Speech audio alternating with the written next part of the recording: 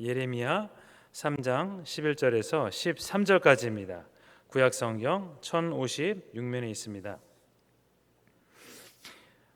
우리 다 같이 합독하시도록 하겠습니다. 여호와께서 내게 이르시되 배역한 이스라엘은 반역한 유다보다 자신이 더 의로움이 나타났나니 너는 가서 북을 향하여 이 말을 선포하여 이르라. 여호와께서 이르시되 배역한 이스라엘아 돌아오라. 나의 노한 얼굴을 너희에게로 향하지 아니하리라. 나는 긍휼이 있는 자라 노를 한없이 품지 아니하느니라. 여호와의 말씀이니라. 너는 오직 내 죄를 자복하라.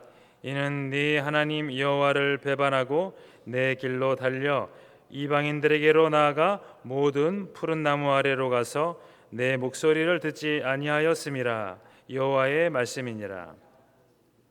네, 할렐루야.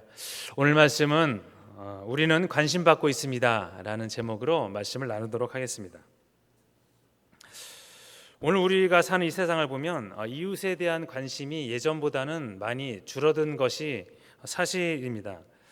그래서 그런지 옆집에 누가 살고 있는지 또 무슨 일을 하는지 또 언제 이사를 갔는지 잘 모를 때가 많습니다. 그러나 3, 40년 전에는 그렇지 않았던 것 같습니다. 옆집에 누가 사는지 무슨 일을 하든지 또 모두 알고 지냈던 그런 기억이 납니다. 그런데 사실 관심 받아야 할 대상은 많은데 관심을 주지 못하는 것이 현실이죠. 그래서 사람들은 굉장히 고독해합니다. 이기적인 마음으로 인해서 관심은 제쳐놓고서라도 상처를 주고받는 그런 상태가 많이 벌어지고 있는 것이 현실입니다. 서로에게 그 관심 가지는 것에 대해서는 관심이 많지만 사실 그것을 잘 실행하지 못하죠. 이제는 이런 것들이 좀 일상이 된 것 같아 조금 아쉬운 마음이 듭니다. 근데 하나님은 말씀하시기를 서로 관용하고 사랑하라 이렇게 말씀하셨습니다. 즉 서로에게 관심을 가져라 이렇게 말씀하십니다. 관심을 받고 자란 화초가 더 잘 자라고 관심을 받고 자란 사람이 더욱더 다른 사람에게 관심을 준다 이런 과학적인 연구 결과도 있습니다. 그래서 관심은 절대적으로 필요한 사항인데요. 관심을 안 받고 나 혼자 살 수 있다 이렇게 말씀하시는 분도 계신데 사실 그런 분들도 관심을 받으면 굉장히 고마워하는 그런 모습도 보게 돼서 사람들은 어떻게 보면 다 좀 비슷하다 이렇게 생각할 수도 있겠습니다. 오늘 사람의 관심은 점점 부족해지지만 그러나 그 관심이 끊이지 않는 분이 계십니다. 바로 하나님이십니다. 오늘 본문에 보니 이스라엘의 죄가 허다했습니다. 그러나 하나님은 다른 생각을 가지고 계셨습니다. 하나님의 그 깊은 속을 이스라엘이 알았을까요? 만약에 알았다면은 모든 것을 내려놓고 자복했을 것입니다. 그래서 그 상대방의 마음을 아는 것은 굉장히 중요합니다. 우리가 만약에 상대방의 마음을 안다면 우리는 많이 실수를 줄일 수 있을 것입니다. 그러나 우리가 상대방의 마음을 모르고 살기에 많은 다툼도 일어나게 됩니다. 그래서 사람에게는 본심이 있습니다. 하나님에게도 본심이 있습니다. 사람에게만 본심이 있는 것은 아니죠. 오늘 이스라엘 보니 하나님의 본심을 알기를 알았는데 믿지를 못했습니다. 그러면 그 하나님의 본심은 무엇이겠습니까? 오늘 바로 사랑과 용서인데요. 이사야서 55장 6절에서 7절까지입니다. 너희는 여호와를 만날 만한 때에 찾으라. 가까이 계실 때 그를 부르라. 악인은 그의 길을, 불의한 자는 그의 생각을 버리고 여호와께로 돌아오라. 그리하면 그가 긍휼히 여기시리라. 우리 하나님께로 돌아오라. 그가 너그럽게 용서하시리라. 아멘. 하나님은 이런 분입니다. 하나님은 이스라엘을 굉장히 예의주시하고 계셨습니다. 그들이 내게 돌아오기만 하면 내가 상을 주고 은혜를 줄 텐데, 조금만 마음을 나한테 주어도 상을 주고 싶은데, 그런 주님의 마음이었는데요. 사람들은 본심을 남 앞에 나타내기를 좀 숨길 경우가 많습니다. 어떤 친한 사이나 가까운 사이일 경우에는 외에는 잘 표현하지 않지요. 왜냐하면 괜히 말했다가 손해볼 수가 있으니 그럴 경우가 있습니다. 그러나 하나님은 다릅니다.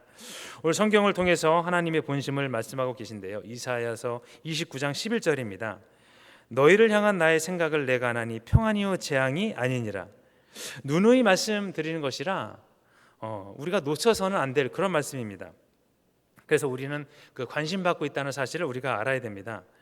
항상 좋은 것만 주시고자 하시는 하나님, 방금 제가 그 평안을 말씀드렸는데요, 이 평안이라는 것이 참 좋은 것 같습니다. 우리가 다른 것은 다 가져도 이 평안이 없으면 아무 소용이 없습니다. 네, 우리가 아무리 재물이 많아도 평안이 없으면 아무 소용이 없습니다. 그래서 우리가 정말 원하는 것은 이 평안인데요, 그 복을 주시고 싶어 하시는 분이 바로 하나님이시라는 것입니다. 죄인이라도 주고 싶어 하신 것이죠. 오늘 하나님은 이스라엘에게 계속 말씀합니다. 나에게 돌아오라, 나에게 돌아오라. 돌아오면 이제 평강과 회복을 주시겠다. 이것이 하나님의 본심인데요, 그곳에 미움은 전혀 없는 것입니다. 어떤 감정이 전혀 있는 것이 아닙니다. 관심이 있는 자에게 더 그러시는 것이죠. 특별히 용서는 하나님의 관심의 표현인데요, 오늘 욥을 봤을 때, 또 고난당했을 때 하나님이 함께 하시고, 또 용서받는 자는 굉장히 우리가 기뻐할 수 있습니다. 두려움과 어려움에 있다가 그것에 해방되는 사람은 기쁨을 얻을 수가 있죠. 근데 그 용서하는 것이 얼마나 어려운지 모르겠습니다. 용서 많이 해보셨습니까? 그렇습니다. 이것이 하나님의 본심인데요, 많은 사람들은 하나님의 본심을 뒤로 한 채 살아가죠. 알면서도 외면할 때가 있습니다.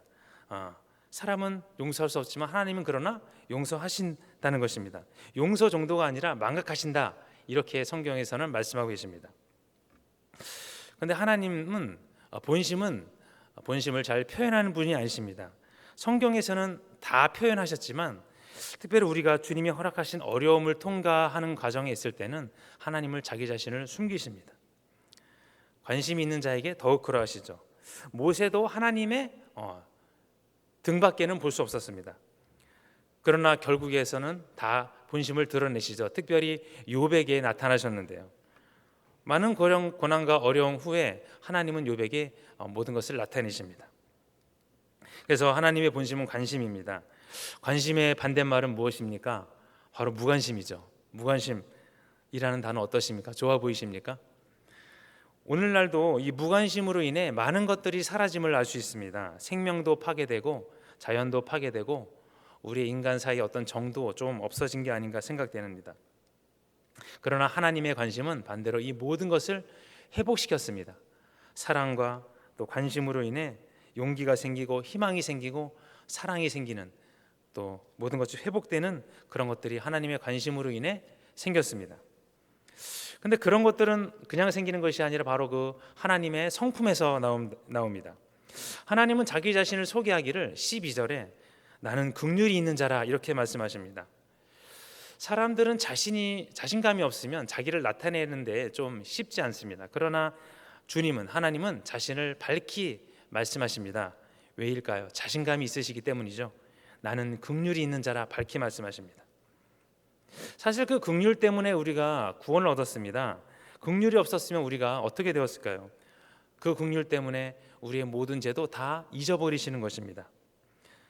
맞습니다. 우리는요, 그 잊어버린다는 것에 대해서 제가 말씀을 드렸는데, 망각해야 될 것은 안 잊어버리고 잊어버려야 할 것을 기억하는 경우가 많이 있어요. 잊어버려야 할 것을 기억하는 것은 크게 도움이 되지 못할 경우가 많이 있습니다. 즉 이런 것입니다. 상대방에게 돈을 꾸어준 것은 꾸은 것은 잊어버리고 빌려준 돈은 잊어버리지 않는 거죠. 빌려준 돈 잊어버리라는 얘기가 아니라 거기에 좀 너무 집착한다는 얘기가 될 것입니다. 또 남들에게 섭섭하게 한 것은 어떻습니까? 안 잊어버리고 남에게 섭섭하게 한 것은 잊어버리는 거죠. 주님이 좋으신 이유는 이 자복한 모든 것은 다 망각하신다는 것입니다. 우리 죄를 기억하면 솔직히 우리는 주님 앞에 갈 사람이 없습니다. 주님은 근데 그것을 다 망각하신다는 것입니다. 주님의 마음이시죠. 오해가 많아서 그렇지 그렇습니다. 우리는 오해를 많이 합니다. 그래도 하나님이 어떻게 그런 것을 잊어버릴 수가 있을까?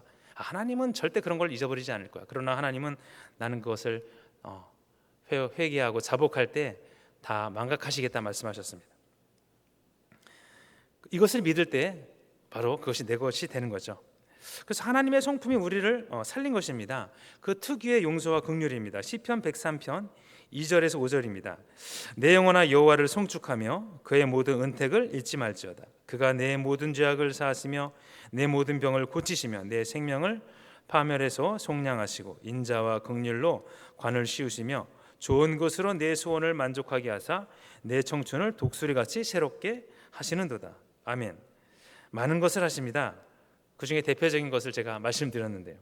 죄악을 사하시고 병을 고치시고 생명을 살리시고 마지막으로 긍휼을 베푸십니다.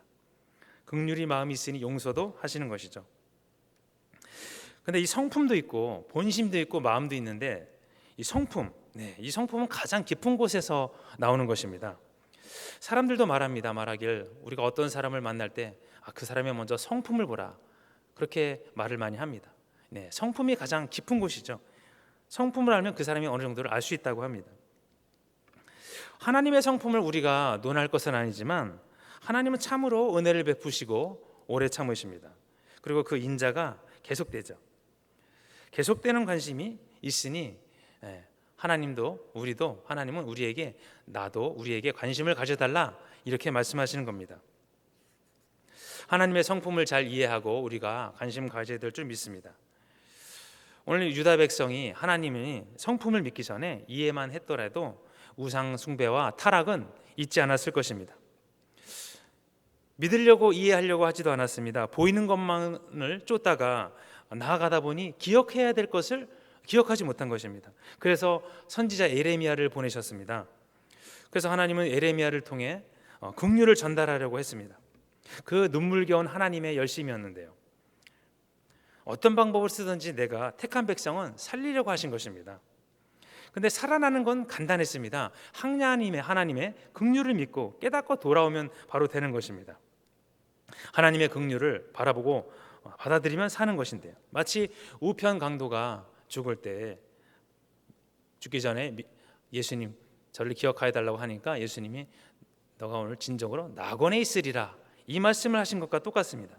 문제는 복잡합니다. 그러나 해결책은 간단한 것입니다. 그렇습니다. 우상 숭배, 타락, 배교, 음란 이런 것들은 복잡하지만 주님께 돌아오면 모든 것이 해결되는 그런 역사가 있는 것입니다. 왜냐하면 그 중심에는 관심이 있기 때문입니다. 사실 긍휼도 있고 결국에는 우리에게 관심이 있기 때문에 세상 끝날까지 함께하리라 이렇게 말씀하셨습니다. 사실 긍휼이 있어도 관심이 없으면 그 잠깐뿐일 수가 있는데요. 그러나 하나님은 우리에게 끝없는 관심이 있기 때문에 그 관심과 긍휼이 마음이 합하여져서 이스라엘 백성은 아직까지도 하나님께 관심을 받고 있지요. 문제는 이제는 돌아오는 것입니다. 무슨 일을 했든지 무슨 경험을 했든지 돌아오면 베풀어 주시는 분이 주님이십니다. 14절에 보면 하나님은 우리의 신랑이다 이렇게 말씀하십니다. 즉 그러면 우리는 주님의 신부다 이렇게 알 수 있겠죠. 신부와 신랑이 얼마나 가까운 사이입니까? 연인들을 보니 항상 붙어 다닙니다. 그것도 부족해서 같이 한 집에서 살자고 결혼한 것이 아니겠습니까? 또 14절에 하나님은 자신 있게 말씀하시기를 내가 너희를 성읍에서 하나와 족속 중에서 둘을 택하여 너를 시온으로 데려오겠고 아멘. 모든 것을 용서해 주시겠다 말씀하십니다. 용서받으면 자유로워집니다. 마치 빛이 청산된 것처럼 우리의 모든 것이 자유로워지죠. 우리가 그것도 하나님의 관심인데요. 우리가 관심이 생기면 어떤 일에 그 모든 것이 무엇이 필요한지를 알게 됩니다. 그러나 관심이 부족하면 어떤 것이 필요한지 잘 모를 수가 있습니다. 그래서 관심이 중요하죠. 그래서 하나님이 관심이 있기 때문에 우리가 무엇이 필요한지 다 알고 계시는 분이 바로 하나님입니다. 그래서 하나님의 관심, 일단 우리는 자복하는 것에 시작해야 됩니다. 자복하는 것이 바로 하나님께 돌아오는 첫 번째 지름길입니다. 간단한 방법이죠. 가장 어떤 돈을 들이거나 큰 힘이 필요한 것이 아닙니다.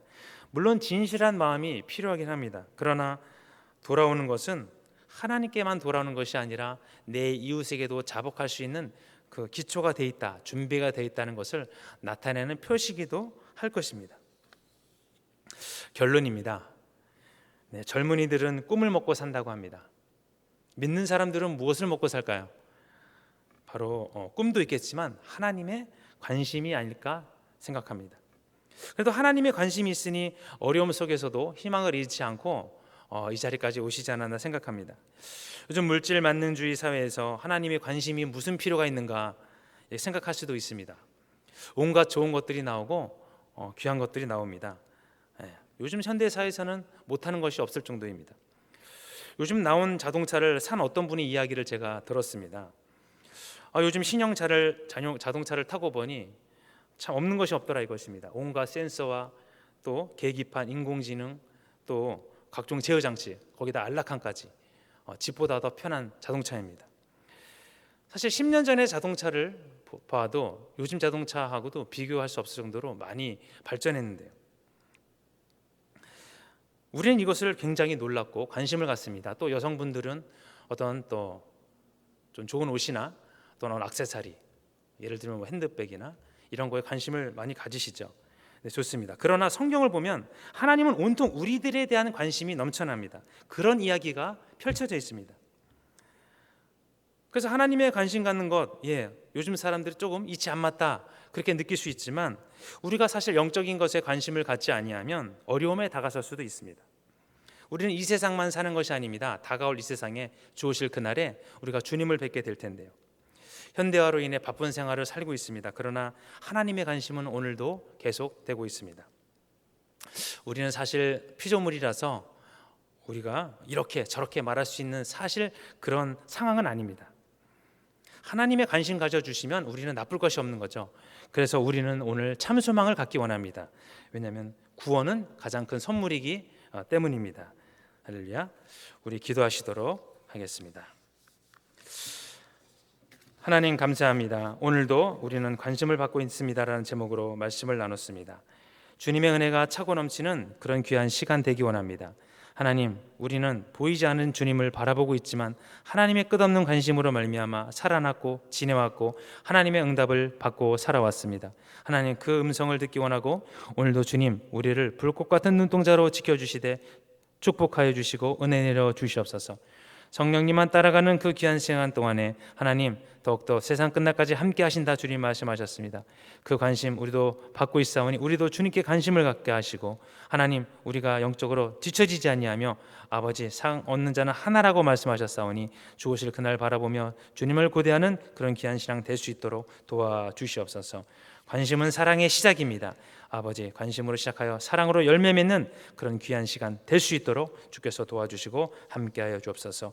특별히 오늘 이 시간 아버지 헌물 드린 손길이 있습니다. 하나님 갚아주시고 30배 60배 100배 아버지 하나님 주님 그 마음 아시지요. 그 아버지 정성하시지요. 그 믿음 보시고 함께 하시되 은혜로 갚아주시고 하나님 갑절의 축복으로 또 아버지 남은 여생이 주님과 동행하는 귀한 삶 함께 하시고 그것이 쓰이는 곳곳 하나님의 나라가 건설되는 귀한 기회 될 수 있도록 주께서 도와주시고 인도하여 주시옵소서.